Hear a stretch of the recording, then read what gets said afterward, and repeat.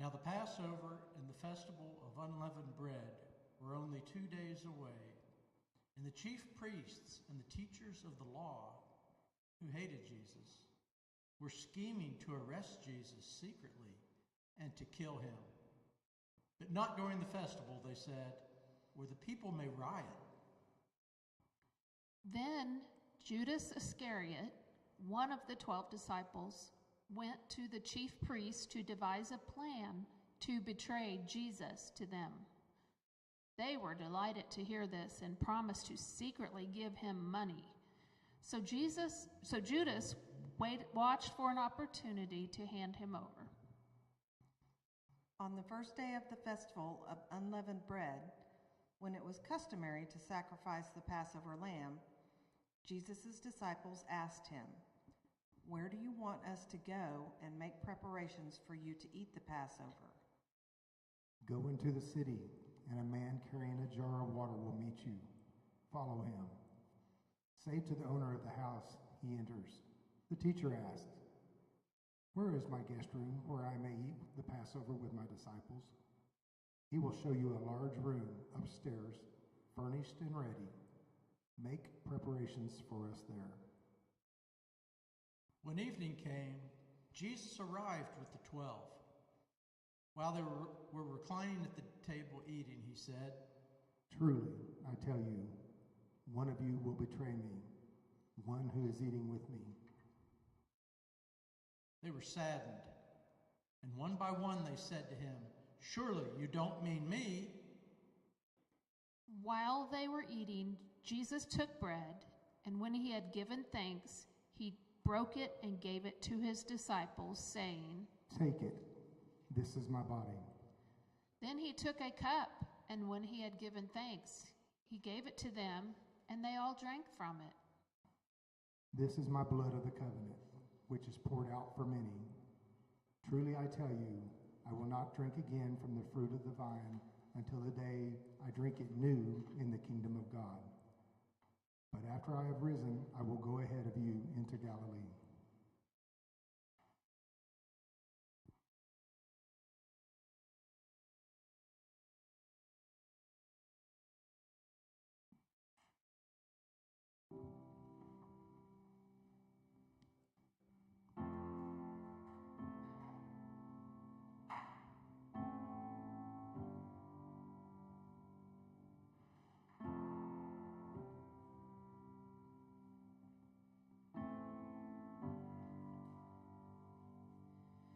This is communion,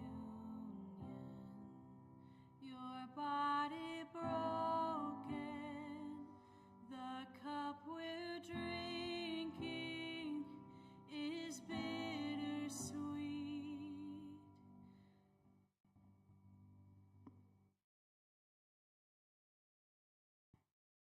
The gift of friendship, truest salvation,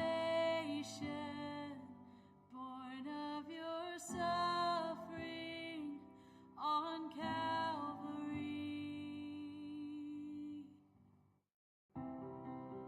We remember the sacrifice of love. We remember the blood poured out for us. We remember the only Son of God upon the cross, from stain to spotless, from wrath to favor, through you our Savior, the work complete. In full repentance, led by your kindness, partake of presence as we receive. We remember the sacrifice of love. We remember the blood poured out for us. We remember the only Son of God upon the cross. Let's stand.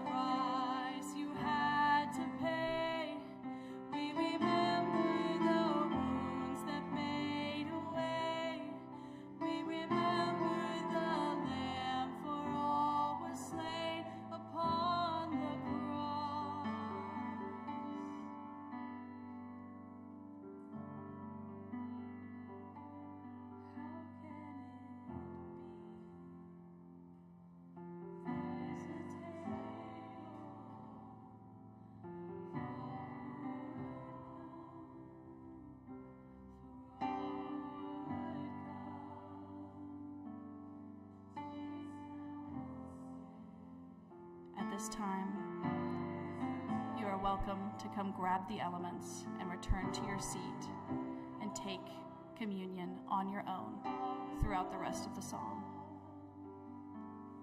How can it be? There is a table for all who would come, for all who would come.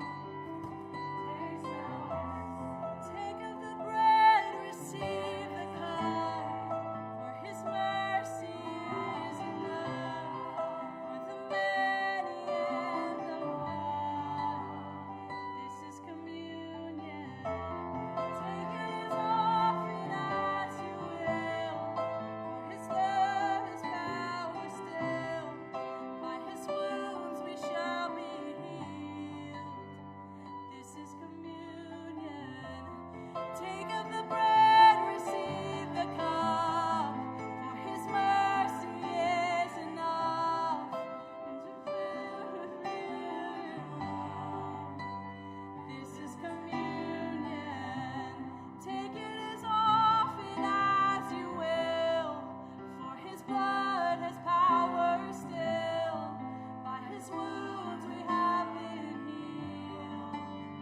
This is communion.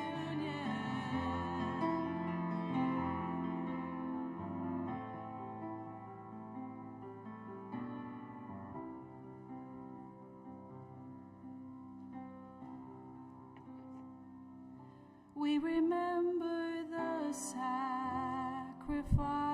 of love. We remember the blood poured out for us. We remember the only Son of God upon the cross. We remember the price you had to pay. We remember the wounds that made a way. We remember the Lamb, for all was slain upon the cross. Take of the bread, receive the cup, for His mercy is enough for the many and the one. This is communion. Take it as often as you will. His blood has power still. By His wounds we shall be healed. This is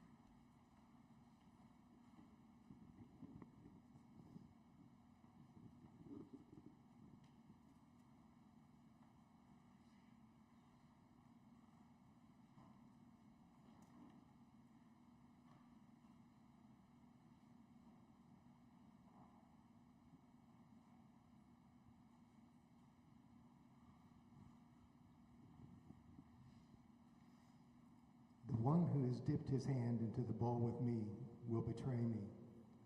The Son of Man will go just as it is written about him. But woe to the man who betrays the Son of Man. It would be better for him if he had never been born. Then Judas, the one who would betray him, said, "Surely you don't mean me, Rabbi." You have said so. After Jesus had told the disciples that one of them would betray him, Peter declared, "Even if all fall away, I will not." Truly I tell you today, yes, tonight, before the rooster crows twice, you yourself will disown me 3 times. But Peter insisted emphatically, "Even if I have to die with you, I will never disown you." And all the others said the same.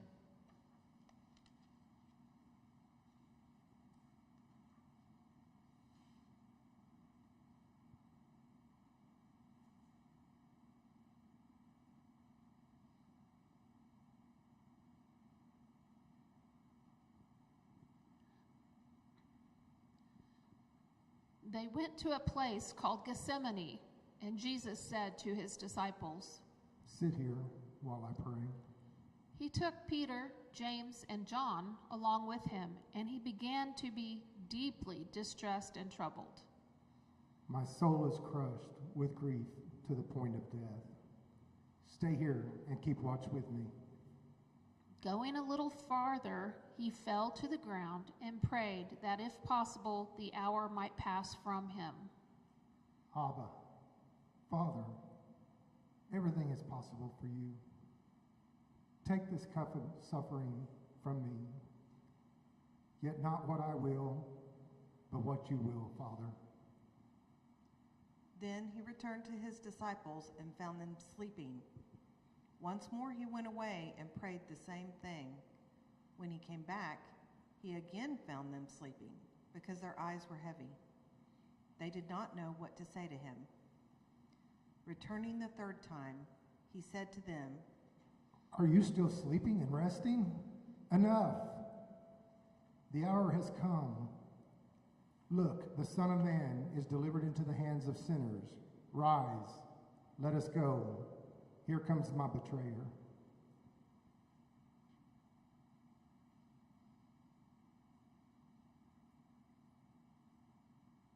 So Judas, having obtained the Roman cohort and officers from the chief priests and the Pharisees, came there with lanterns, torches, and weapons. Jesus, therefore, knowing all the things that were coming upon him, came out into the open and said to them, "Whom are you seeking?" They answered him, "Jesus, the Nazarene." He said to them, "I am he." and Judas also, who was betraying him, was standing with them. Now then, when he said to them, "I am he," they drew back and fell to the ground. He then asked them again, "Whom are you seeking?" and they said, "Jesus, the Nazarene."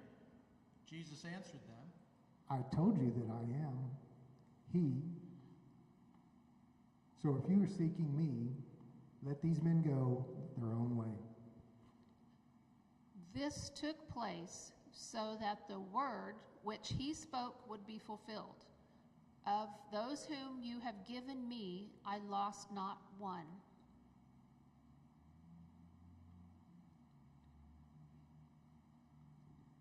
Now they arrested him and led him away and brought him to the house of the high priest. But Peter was following at a distance. After they kindled a fire in the middle of the courtyard and sat down together, Peter was sitting among them. and a slave woman, seeing him as he sat in the firelight and staring at him, said, "This man was with him as well." But he denied it, saying, "I do not know him, woman." And a little later, another person saw him and said, "You are one of them too." But Peter said, "Man, I am not." And after about an hour had passed, some other man began to insist, saying, "Certainly, this man also was with him, for he too is a Galilean." But Peter said, "Man, I do not know what you are talking about." And immediately, while he was still speaking, a rooster crowed. And then the Lord himself turned and looked at Peter. And Peter remembered the word of the Lord, how he had told him, "Before a rooster crows today, you will deny me 3 times." And he went out and wept bitterly.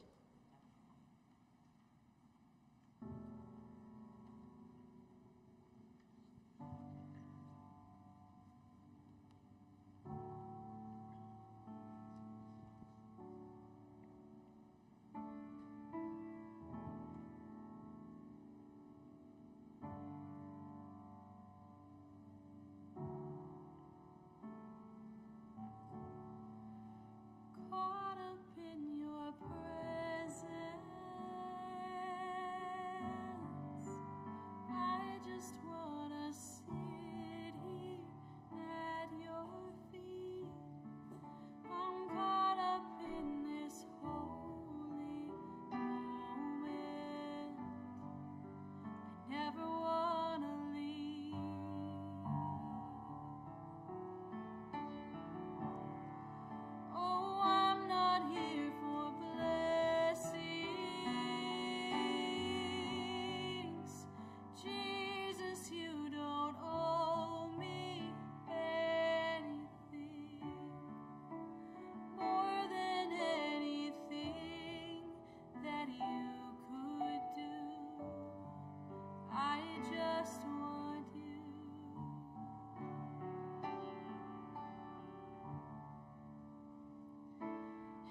I'm sorry when I've just gone through the motions. I'm sorry when I just sang another song. So take me back to where we started. I open up my heart to you.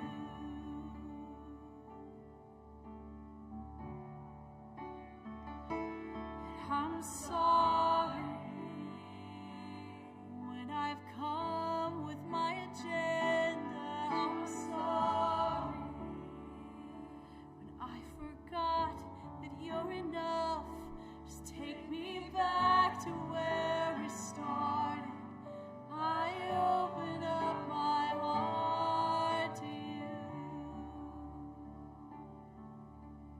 I'm caught up in your presence. I just want to sit here at your feet. I'm caught up in this holy moment. I never want to leave. Oh, I'm not here for blessings.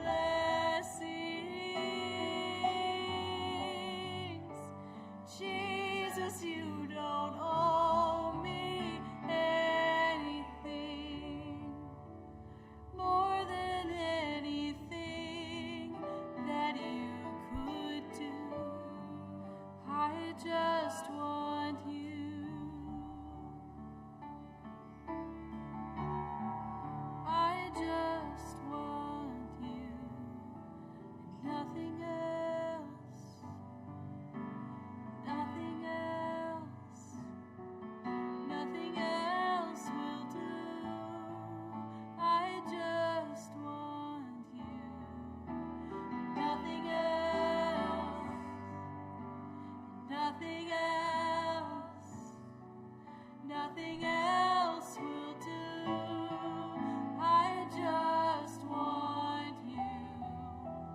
Nothing else. Nothing else.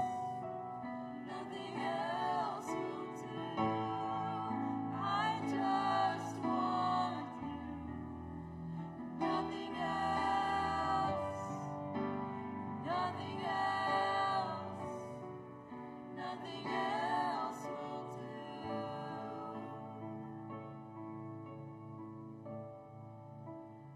Caught up in your presence.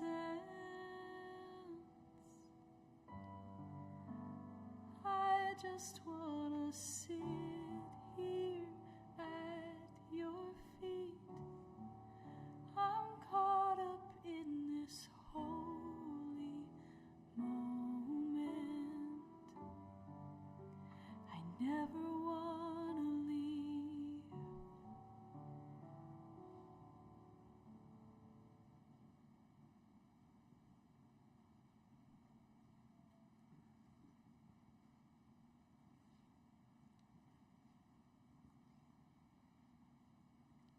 The chief priests and the whole Sanhedrin were looking for evidence against Jesus so that they could have him put to death, but they did not find any.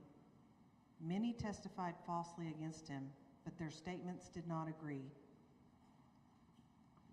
Again, the high priest asked him, "Are you the Messiah, the Son of the Blessed One?" I am. And you will see the Son of Man sitting at the right hand of the Mighty One and coming on the clouds of heaven. The high priest tore his clothes. "Why do we need any more witnesses? You have heard the blasphemy. What do you think?" They all condemned him as worthy of death. Then some began to spit at him. They blindfolded him, struck him with their fists, and said, "Prophesy." And the guards took him and beat him. Very early in the morning, the chief priests, with the elders, the teachers of the law, and the whole Sanhedrin, made their plans. So they bound Jesus, led him away, and handed him over to Pilate. "Are you the king of the Jews?" asked Pilate. You have said so. The chief priests accused him of many things. So again, Pilate asked him, "Aren't you going to answer? See how many things they are accusing you of?" But Jesus still made no reply, and Pilate was amazed. Now it was the custom at the festival to release a prisoner whom the people requested. A man called Barabbas was in prison with the insurrectionists who had committed murder in the uprising. The crowd came up and asked Pilate to do for them what he usually did. "What shall I do then with the one you call King of the Jews?" Pilate asked them. "Crucify him," they shouted. "Why? What crime has he committed?" asked Pilate. But they all shouted all the louder, "Crucify him." Wanting to satisfy the crowd, Pilate released Barabbas to them. He had Jesus flogged and handed him over to be crucified.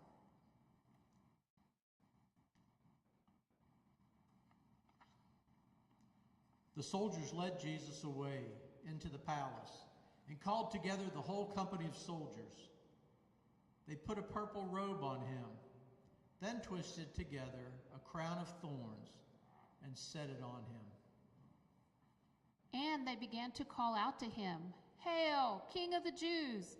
Again and again they struck him on the head with a staff and spit on him.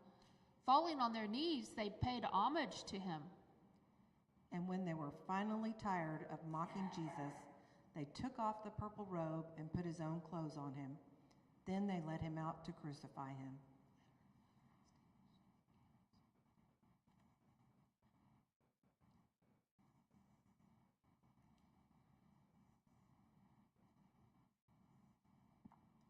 They brought Jesus to the place called Golgotha, which means the place of the skull. Then they offered him wine mixed with myrrh, but he did not take it. And they crucified him between two criminals, one on his right and one on his left. Jesus said, Father, forgive them, for they do not know what they are doing. Dividing up his clothes, they cast lots to see what each would get. Then they nailed him to the cross. It was 9 a.m. when they crucified him. The written notice of the charge against him read, "The King of the Jews." One of the criminals hanging there was hurling abuse at Jesus, saying, "Are you not the Christ? Save yourself and us." But the other criminal responded and rebuked him, saying, "Do you not even fear God? Since you're under the same sentence of condemnation, we indeed are suffering justly, for we are receiving what we deserve for our crimes. But this man has done nothing wrong." And he said, "Jesus, remember me when you come into your kingdom." And Jesus said to him, Truly, I say to you, today you will be with me in paradise.